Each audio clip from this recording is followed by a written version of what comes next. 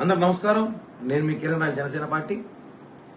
వైసీపీలో కాపులకి స్థానం ఏంటో, కాపుల్ని ఎంత చిన్న చూపు చూస్తారు, కాపు నాయకుల్ని, కాపు మాజీ మంత్రులు కానివ్వండి, వైసీపీలో కాపులకి ఎంత ప్రాధాన్యత ఉందో ఒకసారి మా రోజా మాటల్లో ఉందాం.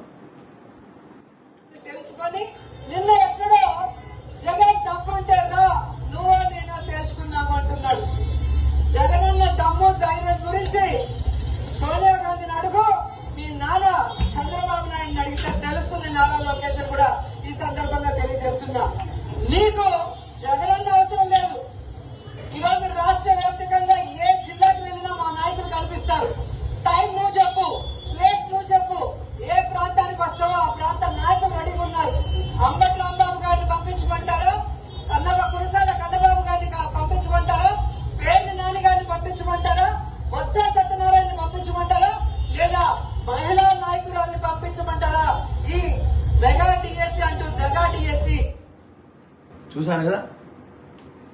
ఆస్తులు దోచుకోవడానికి, జగన్మోహన్ రెడ్డి బినామీలు కాపలా కాయడానికి, ఆస్తులు దాచిపెట్టుకోవడానికి, డబ్బు సంపాదించడానికి మాత్రం రెడ్లు కావాలి. ఇక్కడ కాపులు మాత్రం రోడ్డుపై తీసుకొచ్చి గొడవ పడడానికి అంబటి రాంబాబు, పేరి నాని, బొత్స సత్యనారాయణ, కన్నబాబు వీళ్ళందరూ ఛాలెంజ్లు విసిరి బయటకు వచ్చి గొడవ పడరట.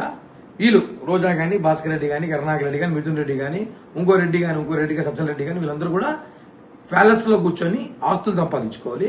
వీళ్ళు అక్కడ కాపలా కాస్తున్న కాపు వైసీపీ నేతలు సిగ్గు లేకుండా ఇప్పటికే చూడండి, మీ మాజీ మంత్రి మీ సన్నిహితుల రోజా ఏం చెప్పింది, వాళ్ళతో ఛాలెంజ్ అంట, అంటే వాళ్ళని బయటకు పంపిస్తుందంట. వైసీపీలో ఉన్న కాపు నేతలతో లోకేష్ గారి ఛాలెంజ్ చేపిస్తుంది. అంటే ఏమర్థము, ఇప్పుడు కాపులు తెలుసుకోండి మీ స్థానం ఏందో. మీ స్థానం మీరు బయట గొడవలకి, కేసులకి, కుక్కలా బయట పడడానికి విశ్వాసం చూపించడానికి మాత్రమే కాపులు వైసీపీలో పనికొస్తారా? ఉదాహరణ చూడండి, రేపు మళ్ళా ఒకసారి జగన్మోహన్ రెడ్డి ముఖ్యమంత్రి అయితే, మీరు అంటున్నారు కదా అవ్వాలని, ఒకవేళ అయితే మీ పరిస్థితి ఏంటి?